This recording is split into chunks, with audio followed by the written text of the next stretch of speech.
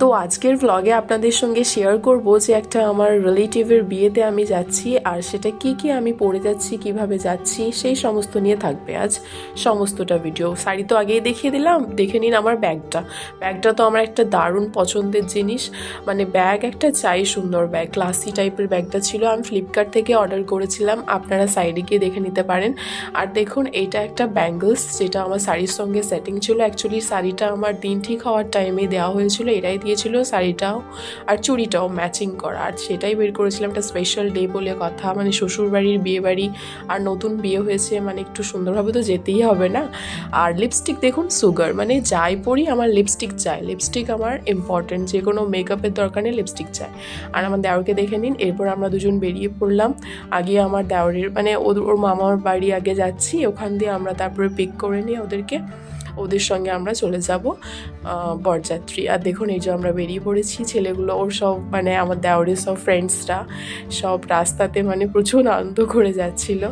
আর আমার দেওরের গাড়িটা দেখুন খুবই সুন্দর সাজিয়েছে, মানে দারুণ লাগছে ডেকোরেশনটা। নিজের বিয়ের কথা মনে পড়ে গেল আমার, আর খুবই ভালো লাগছিল। কিন্তু ঠান্ডাও প্রচণ্ড লাগছিল, এই কদিন যা ঠান্ডা পড়েছে সেটা তো আপনারা সবাই উপলব্ধি করতে পারছেন।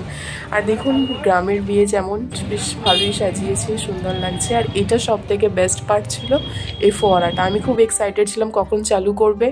আর দেখুন অ্যাট লাস্ট চালু করেই নিয়েছে, আমি সেটাই ক্যাপচার করে নিয়েছি। তারপর সব থেকে এনজয়মেন্ট এদেরই তো একটা দিন, মানে জিজু আসছে আর শালা শালিদের যে খুনসুটি, এটা একটা আলাদাই ব্যাপার। আমরা যেটা প্রচণ্ড এনজয় করেছি, অধীর অপেক্ষায় থাকি সেটা হলো এই খাওয়ার পর্ব। মানে কে কি করে জানি না, কিন্তু হ্যাঁ, যে মানুক কি নাই মানুক, খাওয়ার জন্য তো একটু বিয়ে বাড়িতে সবাই যায়, তাই না?